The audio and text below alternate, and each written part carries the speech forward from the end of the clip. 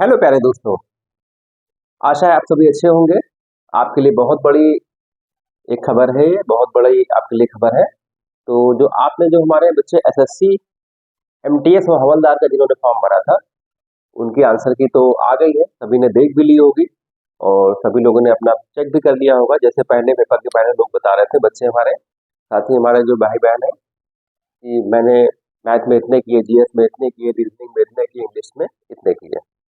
तो सभी जो भी बता रहे थे, लेकिन आंसर की आने के बाद सभी के कुछ ना कुछ नंबर कम हुए हैं, क्योंकि लगभग 1 महीना पेपर चला है आपका। आपका पेपर लगभग 30 सितंबर से देखने शुरू हुआ था, तो लगभग 1 महीना आपका पेपर चला और 14 नवंबर तक पेपर चला। तो 1 महीना पेपर चला, कितनी पालियों में पेपर हुआ? तो इसको देखते हुए जो आपके आंसर की देखिए जारी हुई है, तो उसमें आपके जो भी आप नंबर जोड़ रहे थे, उसमें कुछ ना कुछ आपके नंबर कम हुए, तो उससे निराश मत होइए। तो आइए हम लोग देखते हैं इसीलिए आज का बहुत महत्वपूर्ण video, SSC MTS 2024, MTS plus हवलदार 2024। तो फॉर्म आपके 27/6/2024 को आए थे। आपका जो सीबीटी एग्जाम हुआ था फर्स्ट 30 सितंबर 2024 से 14 नवंबर 2024 तक हुआ। आंसर की इसकी आई 29 नवंबर से, आपकी आंसर की इसकी शो होने लगी थी और 2 दिसंबर तक आपने आंसर की इसकी देखी। इसमें एमटीएस के 6144 पद हैं, हवलदार के 3439 पद हैं। तो कुल जो पद हैं वो 9583। और जो इसकी योग्यता थी एमटीएस की, वो 10th पास की योग्यता, और जो हवलदार की योग्यता 10th पास के साथ साथ आपका ये आपका इसका फिजिकल।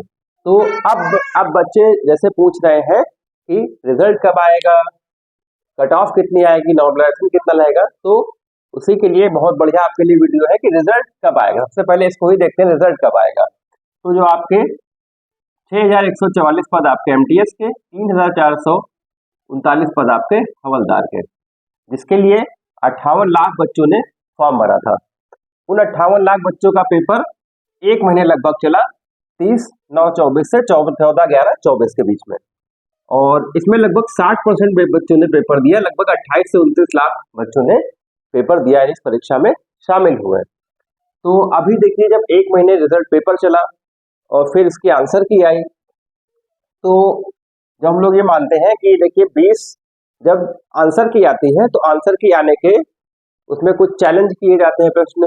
तो जो बच्चे चैलेंज करते हैं, तो उन चैलेंज को जब रिजॉल्व किया जाता है, तो लगभग 15 से 20 दिन में रिजॉल्व करने के बाद आपकी फाइनल आंसर की आ जाती है, फाइनल आपका रिजल्ट आने के लिए शुरू हो जाता है, वो प्रक्रिया शुरू हो जाती है। सबसे पहले जो क्वेरी गई होंगी बच्चों की तरफ से कि मेरा ये सही है, आपका आयोग का ये गलत है, तो उसको देखते हुए, तो अगर देखा जाए जब आपकी आंसर की आई है, तो उसके लगभग 20 से 25 दिन के बाद या लगभग 1 महीने बाद 20 से 30 दिन में आपका रिजल्ट आ जाएगा। तो हम लोग देखते हैं। देखिए 58 लाख बच्चे ने फॉर्म भरा, 60% ने पेपर दिया, लगभग 28 से 29 लाख। अब देखते हैं हम लोग नॉर्मलाइजेशन।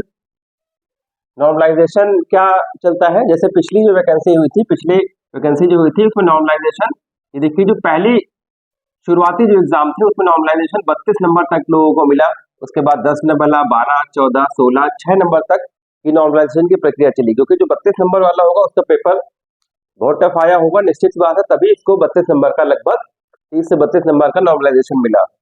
और कुछ जैसे बच्चों के जैसे 150 थे, नॉर्मलाइजेशन के बाद 156 हुए, तो उनके कितने नंबर बढ़े? 6 नंबर, या कह सकते हैं 145 थे, 5 या 6 बढ़े तो 50 तक हो गए। तो ये आपकी नॉर्मलाइजेशन की प्रक्रिया है। तो इसी तरह इस बार भी जो शुरुआती पेपर है, जो शुरुआती पेपर हुए थे, तो उनमें नॉर्मलाइजेशन 20 नंबर, 15 नंबर, 10 नंबर, इस तरह से आपको नॉर्मलाइजेशन मिल सकता है। तो ये नॉर्मलाइजेशन की आपकी प्रक्रिया है। और अगर कट ऑफ देखी जाए, तो कट ऑफ कितनी जा सकती है? जैसे शुरुआत में मैंने वीडियो में बताया, कुछ बच्चों ने कहा कि मेरे इतने सही, जीएस में इतने सही, इंग्लिश में इतने सही, रीजनिंग में इतने सही, मैथ में इतने सही। तो आप एक चीज तो ये समझ लीजिए कि आपकी जो मेरिट बननी है वो इंग्लिश और जीएस से ही बननी है, जो आपकी मेरिट बननी है। और जैसे बच्चे बता रहे थे, मैंने इतने के, लेकिन कुछ आंसर के आने के बाद सबके मार्क्स कम हुए हैं। तो एक जो एक्सपेक्टेड कट ऑफ हो सकती है, जो कट ऑफ हो सकती है, वो जनरल अगर यूआर की देखें तो 100 से 110 या 108 तक रह सकती है। और ओबीसी की देखें तो 92 से 96 या 98 तक हो सकती है। और जो ईडब्ल्यूएस हमारे बच्चे हैं उनकी 90 से 94 या 95 तक हो सकती है। और जो एससी के हमारे बच्चे हैं उनकी 82 से 88 के बीच में आ सकती है। और जो एसटी के हमारे छात्र हैं, हमारे छात्र छात्राएं, वो 72 से 80 तक उनकी ये कट ऑफ आ सकती है। और जो हमारे हवलदार वाले बच्चे हैं उनमें उनका जो फिजिकल होना है, उनका फिजिकल देखिए, उनको जो वॉक करनी है, मेल के लिए 1600 मीटर 15 मिनट में, फीमेल के लिए 1 किलोमीटर 20 मिनट में। और हाइट अगर देखी जाए, मेल की 157.5, फीमेल की 152 सेंटीमीटर। और चेस्ट जो मेल का होगा वो 81 सेंटीमीटर नॉर्मल, और 5 सेंटीमीटर इसको फुलाना होगा, एक्सपेंड करना होगा। तो हाइट का तो कोई इशू नहीं है, बस जो हमारे हवलदार के हमारे बच्चे हैं तो वो जो मेल कैंडिडेट है वो अपना चेस्ट पे जरूर ध्यान दें, क्योंकि 81 सेंटीमीटर अच्छा होता है, बहुत होता है, और 5 सेंटीमीटर आपको एक्सपेंड भी करना है। तो इसकी प्रक्रिया आप जरूर करिए, थोड़ा ऐसे होल्ड करके सांस को होल्ड रखिए थोड़ी देर। इसमें आप अनुलोम विलोम और इसके साथ आप कपालभाति इसमें जरूर ट्राई कर सकते हैं, देखिए। और जो मूल बंद होते हैं, ध्यान बंद, जालंधर बंद, इसको आप यूज कर सकते हैं अपने चेस्ट को इम्प्रूव करने के लिए। देखिए, ये देखिए कुछ इस तरह से, पहले देखिए नॉर्मल आप ऐसे रहेंगे, और जो एक्सपेंड करने को कहा जाएगा जी, तो इस तरह से आप अपनी चेस्ट को इम्प्रूव कर सकते हैं, क्योंकि अभी डेट आई नहीं तो आपके पास समय है अभी लगभग इसके लिए। तो जो नॉर्मलाइजेशन आपने देखा, जैसे पिछली बार 32, 10, 12, 14, 15, 16 के आसपास भी मिला और शुरुआती पेपर में, और इधर का अगर इस बार का देखा जाए तो 20, 15, 10 इस प्रकार इसमें मिल सकता है, क्योंकि फॉर्म अच्छे खासे पड़े हैं। और कट ऑफ जो आपने देखी, कट ऑफ भी नियर अबाउट इसी के आसपास ही रहेगी। तो और रिजल्ट जैसे बताया कि रिजल्ट आंसर के आने के बाद लगभग 1 महीने के अंदर आपको आपका रिजल्ट मिल जाएगा।